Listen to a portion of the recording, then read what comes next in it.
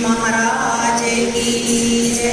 पूज्यपाद गोस्वामी तुलसीदास जी महाराज की जय। सद्गुरु भगवान की जय। जय सिया राम। मानस में किष्किंधा कांड का प्रसंग चल रहा है। अंगद की अगुवाई में दक्षिण की तरफ जो टुकड़ी निकली हुई है सीता जी की खोज के लिए, वो खोज करते करते हम सबने देखा कि स्वयं प्रभा की गुफा में गई और वो गुफा में तो उनको फल फूल मिले खाने के लिए, फल मिले, मूल मिले, लेकिन एक गुफा ये संपाति की गुफा है जहाँ से जो गीधरा संपाति है वो आ रहा है इन सबको खाने के लिए। एक गुफा है जो खिलाती है और एक गुफा से जो निकल रहा है वो खाने वाला निकल रहा है। यही प्रभु की अजब माया है। जब भक्ति की खोज में जाते हैं तो ऐसी सब परिस्थितियाँ आएंगी। कोई प्रशंसा करेगा, कोई तुम्हें बिल्कुल पीछे करने के लिए रहेगा, लेकिन भक्त को एक परमात्मा के ऊपर भरोसा करके अपनी यात्रा को रखना चाहिए। और अगर हमारी यात्रा डामाडोल भी हो रही हो, किसी संत का अगर संग होगा तो हमारी उस यात्रा में विघ्न आएंगे पर कुछ हो नहीं पाएगा। हनुमंत जैसे संत इस टुकड़ी के साथ और भगवान का तो आशीर्वाद साथ में है ही। तो यहाँ पर जब संपाति ने ये पहले तो उन्होंने सोचा कि अब हमें तो बनना ही है, उन्होंने पर्वत पहाड़ पे चढ़ के और अपना आसन लगा लिया था कि अब इस समुद्र को लांघ नहीं सकते हैं और वापस जा नहीं सकते हैं, तो बेटर है कि यहीं पर ही अब तो अपना डाल दो आसन और यहीं पर ही प्राण त्याग। अब संपाति ने जब ये सुना कि ये सब प्राण त्यागने के लिए, क्योंकि कहते हैं डर पे गीत वचन सुनी काना, अब भामरन सत्य मम जाना। क्योंकि गीधराज संपाति ने ये बोला था कि परमात्मा ने तो मुझे बैठे बैठाए आहार में दे दिया। अब ये है कि आहार जो है बैठे बैठाए कैसे, उनके तो पंख भी नहीं है तो वो तो भाग भी नहीं सकते हैं। तो संपाति ने ये सोचा कि ये बैठ गए हैं सब अब अनशन पे, कि अब हम तो मर के ही यहाँ से अपनी ही मृत्यु हो जाए तो एक एक मरता रहेगा और मेरा आहार अपना चलता रहेगा। जगदीश ने मेरे लिए बहुत अच्छी व्यवस्था कर दी है। तो यहाँ पर कपि सब उठे गीत कहते की जामवंत मन सोच बिसे। इस पूरी टुकड़ी में जामवंत जी जो है वो बुजुर्ग हैं, सबसे बड़े हैं। अब उनको बहुत चिंता हुई, विशेष चिंता हुई कि मेरे साथ ये सब लोग चल रहे हैं और इनका अब इस तरीके से अवस्था आ गई है कि अब इनको ये पक्का हो रहा है कि हमने मरना ही है। तो कौन ऐसा बड़ा बुजुर्ग चाहेगा कि हमारे सामने हमारे आश्रित या हमारे साथ के लोग मरने की सोच लें? तो उनके मन में बहुत चिंता हुई। उसी समय गोस्वामी जी कहते हैं अंगद ने अपने मन में विचार करके क्या कहा? धन्य जटायु सम को नाहि, कह अंगद विचारी मन भाई। अंगद ने कहा कि भाई धन्य तो एक जटायु ही है। अब जटायु की क्यों याद आई? क्योंकि एक गिद्ध ये है जो खाने के लिए तैयार है। और इतना कहते हैं कि उस समय के जो ये पक्षी थे दानवाकार, इतना भयंकर उनका रूप होता था कि साक्षात सामने जैसे यमराज आ रहा हो ऐसे उनका रूप होता था। अब एक तो उनको ये लगा कि इससे अच्छा तो जटायु जी थे जो अपने जीवन को धन्य करके चले गए। और उनका धन्य क्या था? परहित सरिस धर्म नहीं भाई। परहित के कारण उन्होंने अपने प्राणों को त्याग किया। तथा म्यादा बापू बताते हैं गिद्ध जो है ना, गिद्ध अधम खग आमिष भोगी, गति दीन जो जाचक जोगी। गिद्धराज जटायु को भगवान ने वो गति दी है जो योगी लोग भी मांगते रहते हैं, लेकिन उनको वो गति नहीं मिलती। लेकिन परहित जिसके मन में होगा, परोपकार की जिसके मन में भावना होगी, भगवान राम कहते हैं तिनको नहीं दुर्लभ संसार, परहित बस जिनके मन माही, तिन कहूँ जग दुर्लभ कछुना। जिसके मन में परोपकार की भावना। वरना आप देखें उस अरण्य कांड में जब रावण हर के लेके जा रहा है तो जटायु को पता है कि रावण है। वो रावण जो बड़े बड़े देवताओं को भी अपने बंदी बना के रखा हुआ है, तो भी एक पक्षी होने के नाते उन्होंने अपना एक प्रयत्न तो किया कि मेरे राष्ट्र की एक नारी और एक अबला को ऐसे अपहरण करके लेके जा रहा है। वरना जिस समय लखन लाल जी चले हैं राम जी के पीछे, जब सीता जी ने बोला कि जाओ लखन, राम किसी बहुत संकट में है, तो लक्ष्मण जी ने समस्त दिशा के देवताओं को, जितने भी वहाँ पर लोग थे, ऋषि, सबको ये संबोधन करके कहा है कि सब रक्षा कर रहे हैं। लेकिन रक्षा करने पे अब जब संकट आया तो उस संकट में कौन एक आया? एक पक्षी ही आया। अपने उसको मालूम है कि मेरी जान जाएगी ही जाएगी, लेकिन इसके बावजूद भी अपने प्रामाणिक प्रयास को किया और राम के कार्य के लिए अपने प्राणों की आहुति दी। और जो राम के लिए अपने कहते हैं कि जिस समय रावण ने पंख काट दिए और वो तड़पड़ा रहे हैं और उनके मन में ये हो रहा है कि मैं एक बार मेरे को राम दिख जाए, आएंगे तो जरूर, एक बार देख तो मैं अपने प्राण त्याग ही दूँ तो कोई मेरे को दुख नहीं लगेगा। और कहते हैं उसी समय जब दोनों को देखा है राम और लखन को, तो एक भगवान की आंखों में भी आंसू आ गए।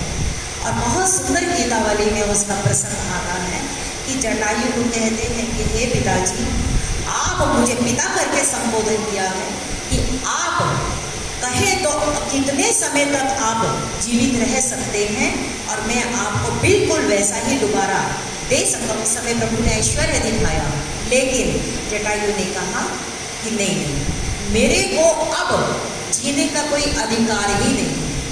प्रामाणिकता से मैंने जितना रावण के साथ युद्ध कर सकता था मैंने किया, लेकिन मुझे अफसोस है कि मैंने तब भी मेरे जीते जी रावण उसको लेकर गया। मैं मर क्यों नहीं गया उससे पहले? मेरे सामने सामने मेरे घर की एक राष्ट्र की नारी का अपहरण हो रहा और मैं कुछ नहीं कर पा रहा हूँ। ये वेदना जो थी, उनको कहते मुझे जीने का कोई अधिकार नहीं। तो इस भावना को देखते हुए भगवान राम ने उनको अपने पिता के समान क्रिया करी, हम सब जानते हैं। और ये सब प्रसंग अंगद ने जब संपाति को बताया है तो संपाति को बहुत, अभी तक इन लोगों को ये पता नहीं है कि ये जटायु के ही भाई हैं। अभी तो उनको लग रहा है कि कोई दानव और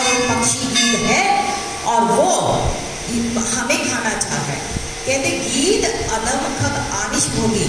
गीत ऐसा पक्षी है जो उड़ता तो आकाश में है, लेकिन दृष्टि हमेशा उसकी नीचे मांस के ऊपर ही पड़ी रहे, उसको अधम बताया गया है।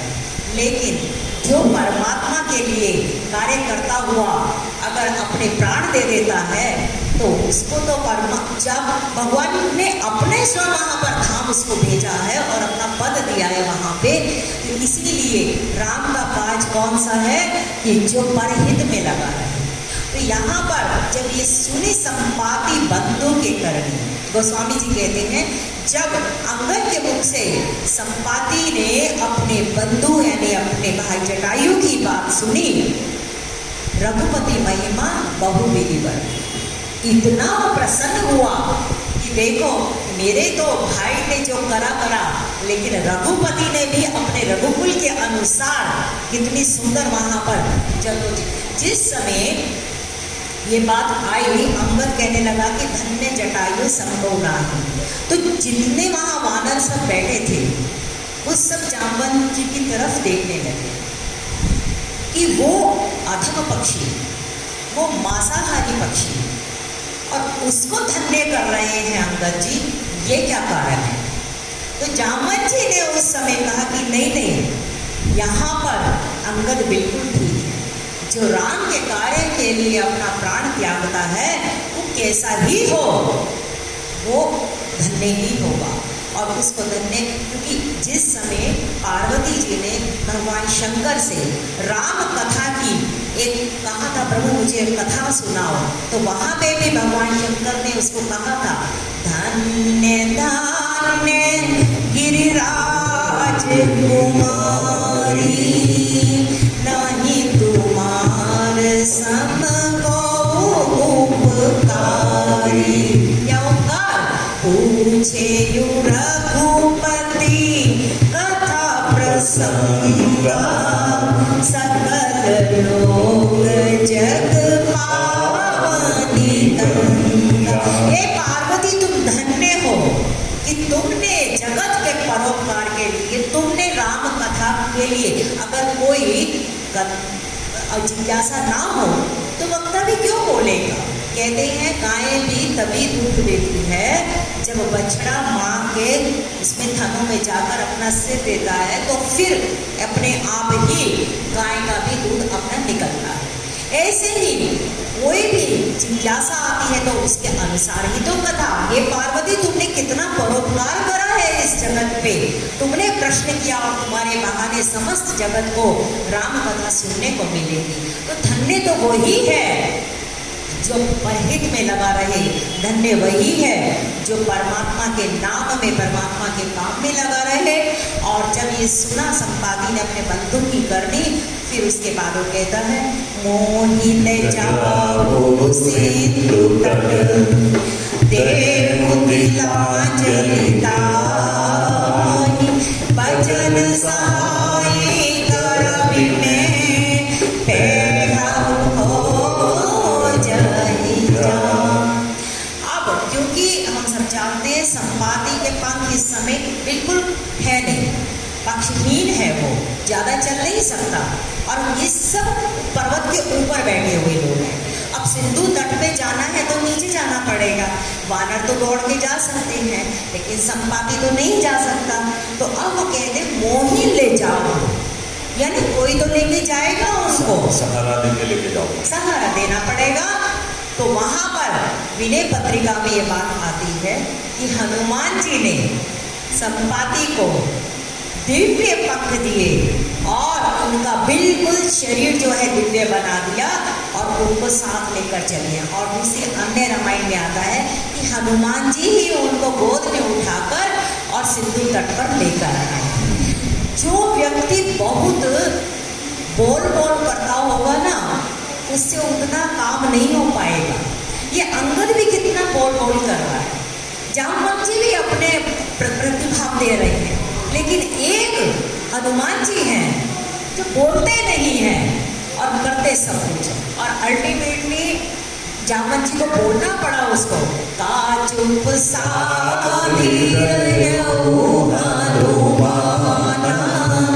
पवन तनय बल हनुमान जी, सब कोई बोल बोल कर रहा है, आप क्यों चुप बैठे हैं? आप में तो इतना बल है कि पवन के समान, आप क्यों नहीं कुछ बोलते? तो जो व्यक्ति जो चुप रहता है, मौन रहता है, वो पता नहीं कितना कितना काम कर जाता है। कहते हैं कि मौन से हमारी ऊर्जा जो है ना कितनी अर्जित होती है।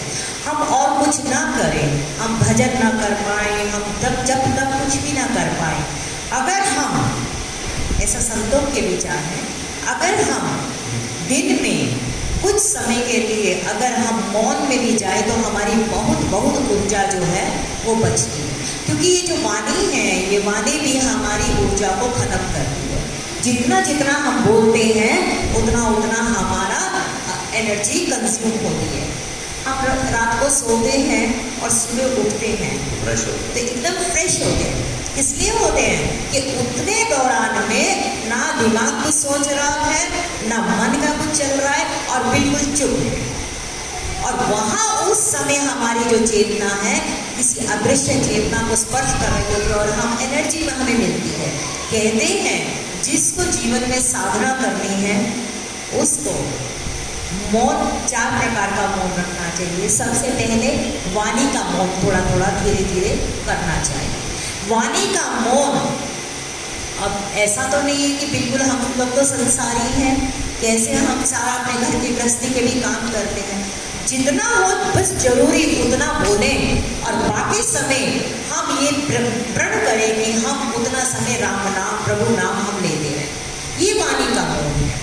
और फिर उसके बाद एक मौन कहा जाता है कान का मौन। कानों में हम ऐसे ऐसे कुछ भी शब्द, ऐसी ऐसी कुछ भी बातें ये हम ना डालें, प्रण करें कि हमने आज हमारा ये व्रत है कि हमने कुछ और सुनना ही नहीं है। ये हमारे कर्म का मौन हो गया। हमारा तीसरा मौन है एक आँख का मौन। आँखों को एक दिन एक समय हम ये प्रण करें कि हमने इन आँखों से कुछ भी ऐसे दृश्य नहीं देखने हैं। क्योंकि ये जो दृश्य हम देखते हैं, टीवी में देखें या कहीं पे भी देखें, हमें नहीं पता चल रहा है, लेकिन ये सब हमारे मन में संग्रहित हो रहे हैं, चित्त में संग्रहित हो रहे हैं। तो आँखों का भी मौन होता है कि हम आँखों को थोड़ा संयमित रखें कि बहुत ज़्यादा हमें इन आँखों को, क्योंकि आँखों में भी बहुत ऊर्जा हमारी होती है और जो व्यर्थ जाती है। और चौथा मौन है, सबसे जो महत्वपूर्ण मौन है, वो है मन का मौन। मन को हम बहुत संभालें। मन जो है ना हमारा इतना डावाडोल इधर उधर लहरों की तरह चलता है, उससे भी हमारी जो एनर्जी है, ऊर्जा है, बहुत खत्म होती है। जो व्यक्ति जितना ज़्यादा संकल्प विकल्प सोचता रहेगा, आप समझिए कि उसमें उतनी शक्ति ज़्यादा नहीं रहती। जितना जितना हम अपने आप को बचाते जाएंगे, आँखों के मौन से, कानों के मौन से, वाणी के मौन से और मन के मौन से, उतना उतना कहते हैं साधन के तेज बढ़ता चला जाता है। अब हम संतों सद्गुरुओं के पास तो जाते हैं, उनके चरण तो छू लेते हैं। आपको एक बड़ा मज़ेदार उदाहरण बताते हैं। बोले कि एक बार वो पूरा 9 दिन की कथा करके आए और किसी गृहस्थ ने जैसे बोला कि आप आज हमारे यहाँ ही रुक जाएं, बहुत पहले की बात है, तो वो वहाँ रुके। अब रुके तो 8 बजे पहुँचे हैं, तो बोले अब कोई संत आया तो स्वाभाविक है गृहस्थी की ये रहेगी जिज्ञासा कि आप कुछ 2 शब्द हमें भी सुनाएं। संतों के साथ तो परमात्मा की ही बातें होंगी। तो वहाँ पर वो सत्संग चला और चला तो चला, 2 घंटे तक अच्छा सत्संग चला। अब जब बाद में जब 10-11 बज गए तो उन लोगों ने क्या बोला कि ये तो गुरुदेव आप ही कर सकते हैं, हम जैसे जो गृहस्थी लोग हैं हमारे बस की ये क्या बात, हमारे लिए तो ऐसा हो ही नहीं सकते, आप ही कर सकते। उन्होंने कहा अगर यही भाव रखना था तो तुम मुझे 8 बजे ही बता देते, मैं आराम से सो जाता। जब यही सोच रहे हैं कि हमसे कुछ हो ही नहीं सकता तो क्यों एनर्जी वेस्ट करी। कई बार हम ये कह के पीछा छुड़ा देते हैं कि ये हमारे बस की तो कहाँ, हम तो कह रहे हैं गृहस्थी, आप लोग ये कर सकते हैं। ये और कुछ नहीं, अपने आप को ही बुलावे में डालने का काम। परमात्मा ने यहाँ पे हर एक के लिए व्यवस्था व्यवस्था बना के रखी है। जैसे लोकमान्य तिलक कहते थे स्वतंत्रता मेरा जन्म सिद्ध अधिकार है, ऐसे ही परमात्मा ने जीव को ये व्यवस्था दे के भेजी है कि इसी जन्म में परमात्मा का अनुभव करना भी मेरा जन्म सिद्ध अधिकार है। पर तू बढ़े एक कदम 10 कदम मैं चलूं, तू कदम ना बढ़ाए तो मैं क्या करूं। कुछ तो गंभीर होना ही पड़ेगा हमें इस जीवन में। अभी तक अब भगवान शंकर तो कहते हैं ना कि उमा कहूं में अनुभव अपना, सत हरि भजन जगत सब सपना। आप लोगों को और हम लोगों को नहीं लगता कि पीछे का जो जीवन पूरा हमारा चला गया एक सपने की तरह ही लग रहा है कि अरे इतना समय बीत भी गया और आगे भी कैसे बीत जाएगा पता ही नहीं चलेगा। इसीलिए जो भी है बस यही एक पल, और इसी पल में ही हमें निश्चय करना है कि हमें इस जन्म को सार्थक करते हुए कुछ अनुभूति करके जानी है यहाँ इस जीवन में। तो यहाँ पर संपाति ने, और ये सारे टुकड़े जो सीता जी की खोज में, सीता मैंने शक्ति, सीता मैंने शांति, सीता मैंने भक्ति, जो शांति की, शक्ति की और भक्ति की खोज में जाता है वही तो धन्य है। और यहाँ पर वो संपाति कहते हैं कि मोह ही ले जाओ सिंधु तट। हनुमान जी अपनी गोद में उठाकर संपाति को सिंधु तट पे लेके जाते हैं। हम सब जानते हैं कि, और ये गरुड़ पुराण में भी आता है कि जो जैसे जो लोग पास में होते हैं तो वो लोग अपनी जो भी क्रिया करनी होती है वो लोग करते ही करते हैं, लेकिन अगर कोई भी संबंधी दूर हो और उसको समाचार न मिल पाया हो तो जब समाचार उसको मिलता है वो उस दिन वहीं पर ही उसके लिए अपना क्रियाकर्म करता है। और इसका हम उदाहरण देखते हैं, भगवान राम जब वनवास में थे और भरत जी के द्वारा उनको सूचना मिली है कि पिताजी अब नहीं थे चित्रकूट में, तो हम सब जानते हैं कि विधिवत उन्होंने भी वहाँ पर श्राद्ध क्रियाक्रम किया है। तो क्योंकि संपाति जटायु का बंधु है, भाई है, छोटा भाई है, तो उसके लिए उन्होंने कहा कि मैं भी वहाँ जाकर तिलांजलि दूँ। और फिर ये कहा कि मैं तुम्हारा वचन से सहाय कर सकता हूँ, वचन सहाय करवी। बहुत सुंदर सूत्र है कि हम, परमात्मा ने हर व्यक्ति को क्षमता दी है। हम ये कहते हैं हम क्या कर सकते हैं, हम तो कुछ नहीं कर सकते, नहीं, हर व्यक्ति के पास क्षमता है कुछ ना कुछ करने के लिए। यहाँ संपाति के पास पंख नहीं है तो भी वो कहता है कि मैं वचन से ही आपकी सहायता कर सकता हूँ। किसी को वचन से सहायता करना भी बहुत बड़ी बात है। कोई व्यक्ति बिल्कुल एकदम ढीला हो रखा है, जीवन में बिल्कुल डिप्रेशन में आ रखा है, उसको कहीं आगे का कोई सूझ नहीं रहा है रास्ता, और उस समय आप उसके कंधे पे हाथ रखकर दो पॉजिटिव बातें अगर कह दो कि तू क्यों चिंता करता है, किस पे संकट नहीं पड़े हैं, और उसके जीवन में भी कुछ लाओ, क्योंकि पता नहीं विचारों का कि किस समय कौन सी बात कहाँ किसको लग जाए। ऐसे तो हम सब जानते हैं। अब आप देखो गोस्वामी तुलसीदास जी हैं, अब अपनी पत्नी के साथ हम सब जानते हैं उनका काफ़ी स्नेह था, तो क्या वो पत्नी जब गोस्वामी जी के पास रहती होगी तो कभी उसने उनको कहा नहीं होगा, वो झिड़का नहीं होगा। अब हमारे संसार में तो हम देखते ही हैं पत्नियां कितना कहती रहती हैं अपने पतियों को, रोज कुछ ना कुछ कहती रहती हैं। तो हर कोई तो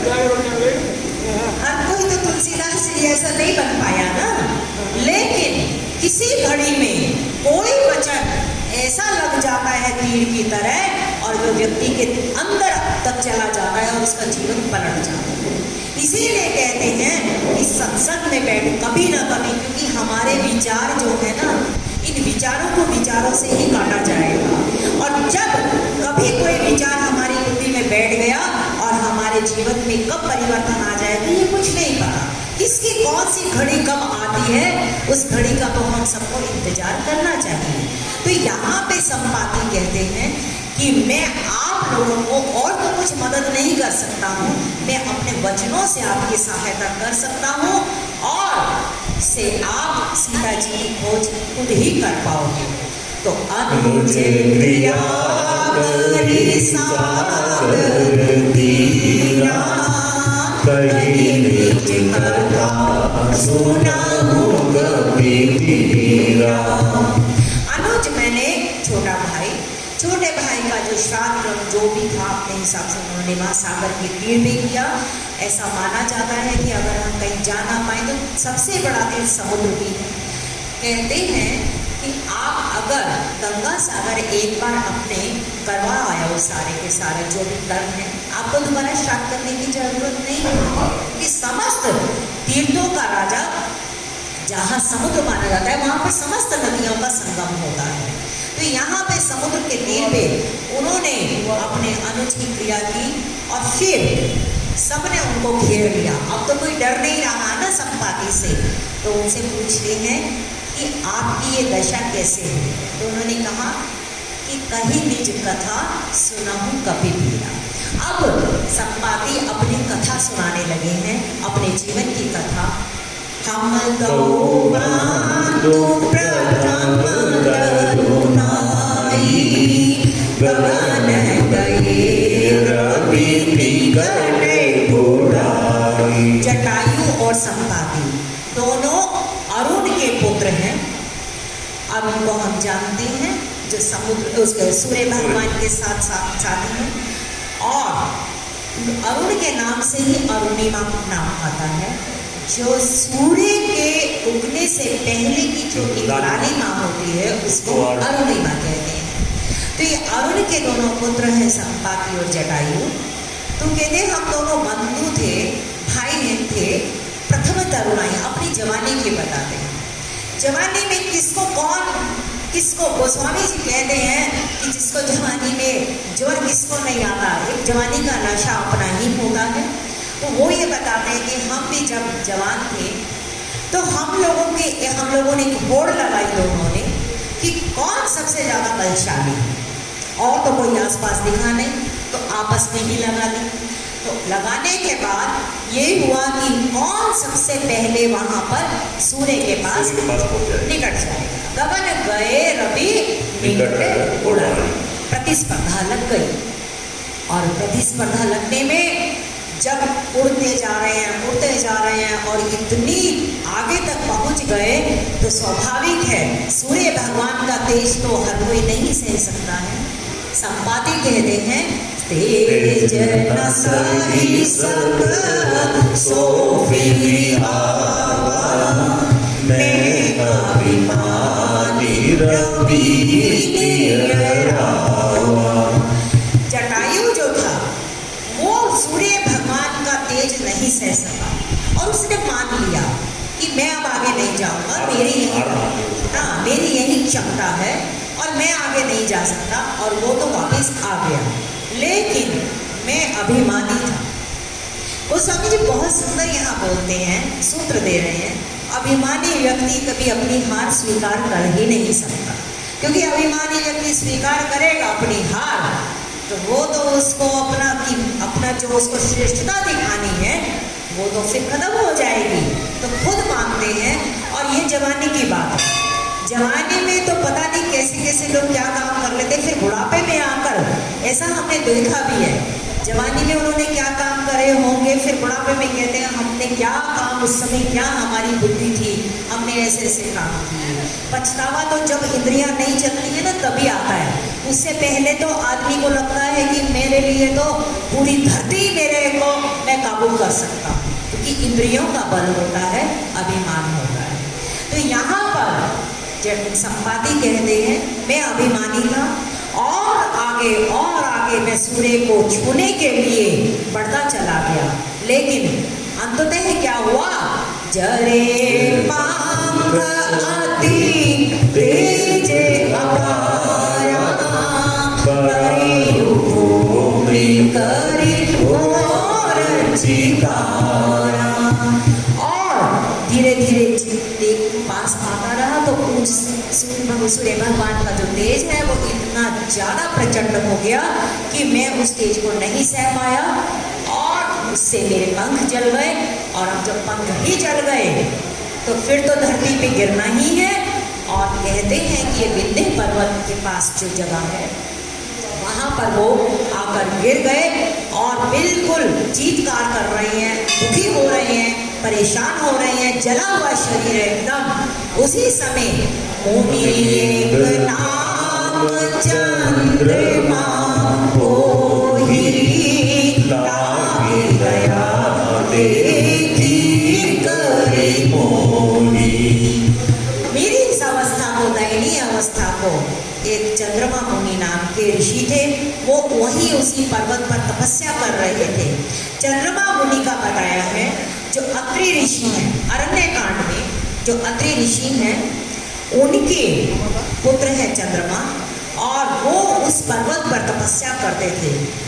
और हम सब जानते हैं कि संतों का स्वभाव तो कोमल चित्त होता है। नारद देखी विकल जयंता लागी दया कोमल चित्त संता। संतों का चित्त तो नवनीत के समान होता है, कोमल चित्त था।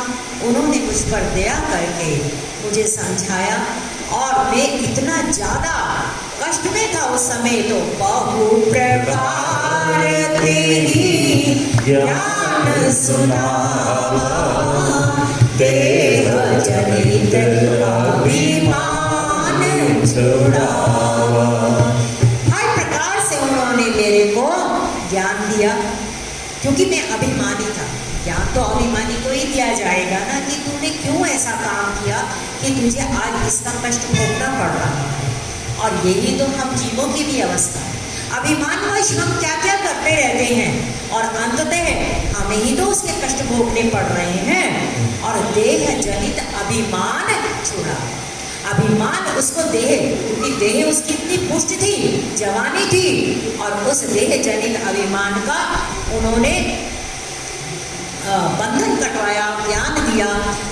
कैसे, जैसे संत बोलते हैं कि हमारे इस देह का मूल क्या है, हमारे इस देह के धारण करने का मूल क्या है, जड़ क्या है। जैसे कोई एक फूल होता है, तो फूल किसी पौधे पे लगा होगा, उस पौधे की कोई जड़ होगी, जिसका बीज डला होता है उसी का ही तो फूल बनेगा। आम का अगर हमने बीज डाला है तो आम निकलेगा वहाँ पर।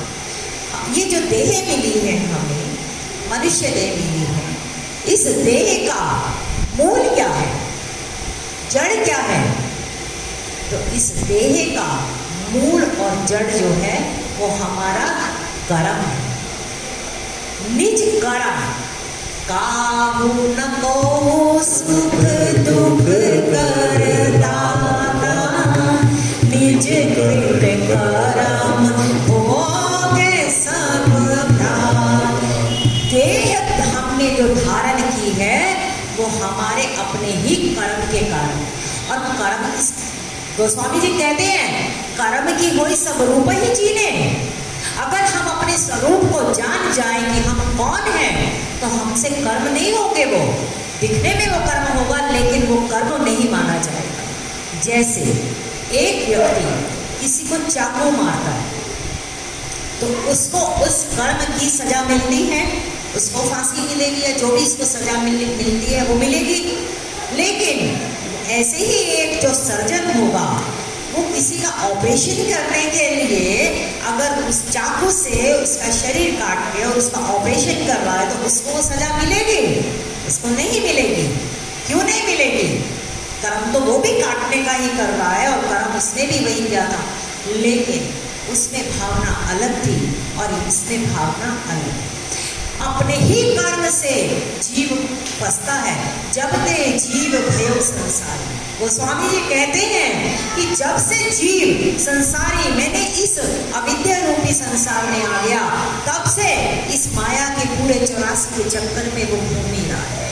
इस देह को अगर हमने प्राप्त किया है, देखो यहाँ पर जब सुमंत्र जी जाते हैं अयोध्या कांड में, वापिस अयोध्या, तो उस समय वो एक शब्द का उच्चारण करते हैं कि मैं कैसे जाकर ये बात बताऊं कि राम अब वापिस नहीं आ रहे।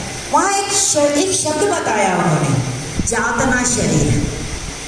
कि ये जातना शरीर मुझे क्यों मिला है, कि ये काम अब मुझे, ये संदेशा मुझे जाके वहाँ बताना पड़ेगा कि राम, लखन और सीता वापिस नहीं आ रहे। यातना शरीर का मतलब होता है कि इतनी यंत्रणा मिलती है, इतना कष्ट मिलता है। और आप भी देखें कई लोगों के जीवन में ऐसा ऐसा रोग आ जाता है कि उसको लगता है कि शरीर अब क्या है, इसका कोई महत्व ही रह गया, इतना दुख मिल रहा है शरीर को। तो इस देह को, और देह को हमेशा देह को ही कष्ट होता है, आत्मा को कष्ट नहीं होता। लेकिन हमने देह को आत्मा के साथ इतना सटा रखा है, जैसे गोस्वामी जी कहते हैं कि जीवात्मा जब नीचे आती है, माया में लिपट जाती है, बूंद गिरती है, मिट्टी के साथ ओत-प्रोत हो जाती है, वो कितना पानी कितना मिट्टी कुछ पता नहीं चलता। ऐसे ही जीव, शुद्ध बुद्ध जीव माया में आकर इतना ज्यादा ओत-प्रोत हो जाता है कि उसको देह और देह के साथ मन और बुद्धि यही उसको समझ में आता है और कुछ समझ में नहीं आता। उस चंद्रमा नाम के मुनि ने इस संपाति को, इस जो के संपाति के पंख कटे तो इनको देह जनित अभिमान से छुड़वाया कि देखो तुम इस देह के लिए इतना ज्यादा चिंतित मत हो। देह का मूल कर्म है और कर्म का मूल हमारा अभिमान है, हमारी अविद्या है, हमारा अज्ञान है। और धीरे धीरे जब हम ये समझना शुरू कर देंगे कि ये कर्म ही हमें दुख दे रहे हैं, ऐसा भागवत में लिखा गया है, श्रीमद् भागवत में, कि जीव जो भी कर्म करता है, किसी भी योनि में वो चला जाए, वो कर्म उसको वहां पर ढूंढ ही लेगा, वो उसको छोड़ नहीं सकता। वो ये कहे कि मैं तो यहाँ एकांत में कर रहा हूँ तो मुझे यहाँ कोई नहीं देख रहा है, लेकिन अपनी अंतरात्मा तो उसको देख ही रही है। इसीलिए अगर इस संसार के बंधन से निकलना है तो संतों ने कहा है कर्म के ऊपर हमें बहुत ध्यान रखना चाहिए कि कहीं दाग न लग जाए, कहीं दाग न लग जाए। कबीर कहते हैं मेरे को भगवान ने जैसी चदरिया दी थी, ये शरीर रूपी चदरिया दी थी, ज्यों की त्यों धर दीनी चदरिया। जैसा परमात्मा ने मुझे शुद्ध बुद्ध भेजा था, वैसा ही मैंने परमात्मा के चरणों में समर्पण कर दिया। लेकिन यहाँ तो हम आए हैं हरि भजन को और ओटन लगे कपास, ये काम कर लो, वो काम कर लो, वो काम कर लो। झूठ न छोड़ा, कपट न छोड़ा, झूठ न छोड़ा, कपट न छोड़ा, सत्य वचन क्यों छोड़ दिया, तूने नाम जपन क्यों छोड़ दिया। होड़ी बोलो खूब संभाला, होड़ी को तो खूब संभाला, असल रतन क्यों छोड़ दिया, तूने राम भजन क्यों छोड़ दिया। इस जीव का इस संसार में आने का सबसे बड़ा एक उद्देश्य यही है कि वो अपने जीवन में जहाँ तक हो सके अपने आप को शुद्ध बुद्ध रखे और करते करते परहित करते करते राम भजन करते करते अपने जीवन की यात्रा को समाप्त। लेकिन हम तो यहाँ कहाँ कहाँ कितने कितने जालों में फंस गए। यहाँ पर चंद्रमा मुनि ने बताया कि हे संपाति, इस अभिमान से तुम्हें कुछ नहीं मिला सिवाय दुख के, और अब तुम इसको छोड़ो और त्रेता ब्रह्म मनुज तनु धरहि, तासु नारी निशिचर पति हरहि। अब जो तुम्हें ये देह मिली हुई है, तुम यही स्थिर हो जाओ और त्रेता काल में, त्रेता युग में परमात्मा ब्रह्म स्वयं मनुष्य रूप में अवतरित होंगे और वो शरीर धारण करेंगे और उसमें लीला जब करते करते मन में आएंगे, उनकी जो नारी है उसको हरण किया जाएगा और तासु खोज पटया ही प्रभु दूता, तिनहि मिलय ते हो पुनीता। और जो फिर वो जो निशिचर ने जो हरण कर लिया होगा उनकी नारी को, तो उसकी खोज के लिए जब ये टुकड़ी आएगी, प्रभु के दूत आएंगे और फिर जो आपसे मिलेंगे और फिर आप उनकी सहायता करोगे, तो उस सहायता करने के बाद ही आप पुनीत में पवित्र हो पाओगे। आपने जो अभिमान किया, आपने जो प्रतिस्पर्धा की, इसका फल आपको अभी जितने समय है इसको भोगना है। आप इंतजार करो और इंतजार करने के बाद उस त्रेता युग के जब आएंगे प्रभु और उनकी लीला में आप सहायक होंगे, तो फिर आप पुनः अपनी स्थिति में आ पाओगे। आप इस देखो, छोटी सी गलती भी कितना कितना व्यक्ति को तपना पड़ता उसके। माँ सती ने भगवान शिव से झूठ बोला, प्रभु पे संदेह किया, राम पे कि ये राम ब्रह्म है कि नर, और परिणाम क्या निकला? भगवान शिव ने उनको त्यागा। और फिर अगले जन्म में जब वो पार्वती बनी है, तो कितने कितने साल तक उन्होंने तपस्या करी है। यहाँ तक कि तपस्या में उनका नाम, अब उन्होंने पत्ते भी खाने छोड़ दिए, तब भाई वो नाम अपर्णा, अपर्णा नाम माँ का है। इतनी इतनी तपस्या करने के बाद वो शुद्ध हुई है, तब शिव से उनका मिलन हुआ। और हम तो जीव नित्य प्रति क्या क्या करते चले जा रहे हैं, हमारा तो क्या होगा? कभी ये सोचे कि हम कहाँ से आए और हम कहाँ जाएंगे, हमें तो कुछ पता ही नहीं है। तो यहीं पर ही अगर हम कुछ प्रामाणिक प्रयास करें, और ये गीता का भी ये न्याय है कि जितना जितना हम अपनी आत्म कल्याण के लिए जो प्रयत्न कर रहे हैं, वो व्यर्थ नहीं जाने वाला। यही कमाई संपदा, यही कमाई विद्या, यही कमाए हुए संबंध सब यही रह जाएंगे, लेकिन एक परमात्मा का नाम और आत्म कल्याण के लिए किया हुआ प्रयत्न जन्म जन्म हमारे साथ चलने वाला। अब समझदार कौन होगा? वही कि जो आत्म कल्याण के लिए सोचे। तो यहाँ पर संपाति को चंद्रमा मुनि ने ये सांत्वना दी कि तुम चिंता मत करो, तुम पवित्र हो जाओगे जब प्रभु की लीला में सहायक होंगे। जमी हानि पांग करसी जनी चिंता, तिनहि निभाए देह सुते सीता। तुम्हारे पंख दोबारा से फिर उगाएंगे, चिंता मत करो। चिंता हो रही थी उनको कि मेरा क्या होगा, ऐसे ही रहेगी जिंदगी मेरी। तो उन्होंने कहा नहीं नहीं, तुम चिंता नहीं करो, तुम जब उनकी लीला में सहायक होंगे तो अपने आप ही तुम्हारे पंख भी उगाएंगे। पंख उगने का मतलब कि फिर तुम फिर उड़ पाओगे। अभी तक तुम उड़े थे अभिमान के रूप में। नहीं जन माओ अस जग माही, प्रभुता पाई जाहि मद नाहि। परमात्मा किसी को प्रभुता देता है, किसी को चढ़ा देता है ऊपर, तो कितना कितना अभिमान हो जाता है। देखो भाई, दुकान के अंदर जो पतंगे होती हैं वो तो सारी एक जगह ही पड़ी होती हैं, ठीक है। और जैसे ही उस पतंग पे डोरी लगाई जाती है और उड़ाई जाती है, तो दूसरी पतंग को कौन सी पतंग काटती है? एक पतंग दूसरी पतंग को ही काटती है ना। और कब काटती है? कि जब वो आकाश में उड़ रही है। जब परमात्मा हमें इतनी ऊंचाई प्रदान करता है, तो हम दूसरों को काटने के लिए ना सोचें अपने। और काटता भी कौन है? हमारी पतंग को जयपुर वाला नहीं काटेगा, हमारी पतंग को हमारा पड़ोसी ही काटेगा। हमारे आसपास के ही लोग काटते हैं। ओहो, कल तक तो ये साइकिल पे घूमता था, आज इसके पास गाड़ी आ गई।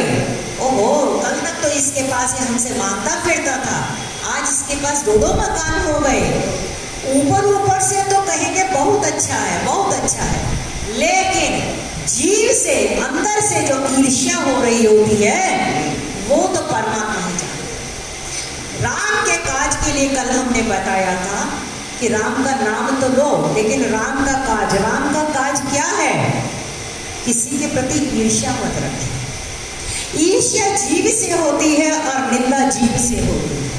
अंदर अंदर जब ईर्ष्या रहती है ना, वो तो जीव कर रही है। और ये टीवी का रोग है, वो अंदर ही अंदर चलता रहता है, लेकिन जब एक लिमिट हो जाती है फिर उसके बाद वो ईर्ष्या रूप बदलकर जीभ पे आती है और वो बन जाती है निंदा।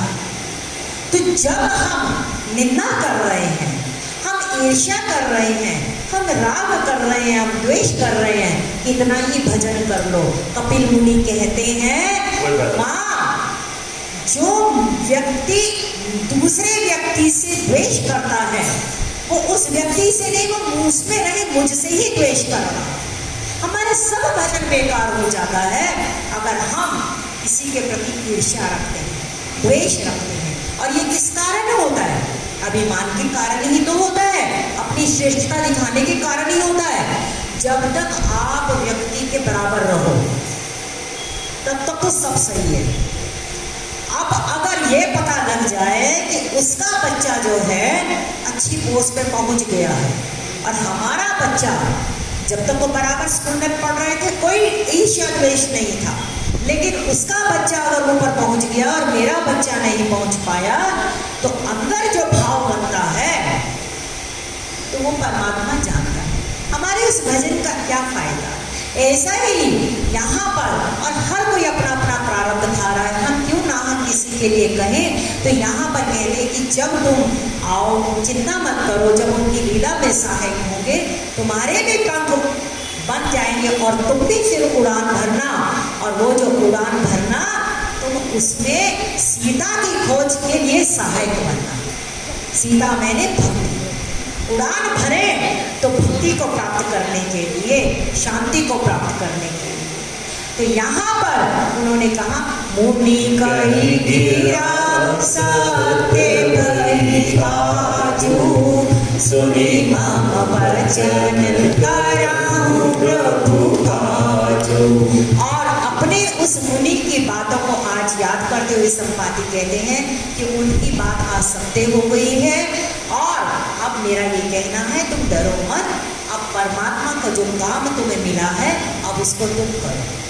देखो परमात्मा की कृपा होती है, अगर परमात्मा का काम करने कोई चलता है, लेकिन आते हैं, लेकिन वही शत्रु जो था वही तुम्हारा सहायक भी बन जाता है। अगर हम सही मायने में निष्कपट भाव से परमात्मा के काम में लगे।